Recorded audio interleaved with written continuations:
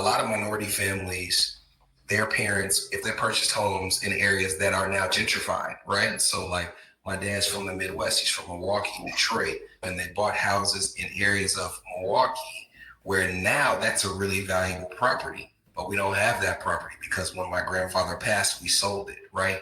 And the one thing they're not making more of is land. It's a finite resource. When I come across people who have family property, if you can find any way to keep that house and get the value out of it without selling, I would explore it. Even if you build something else on this property to retain some piece of ownership on it so that you can continue to make money on it over the years. I want to add it something that's not really financial, but it is. Take care of your homes.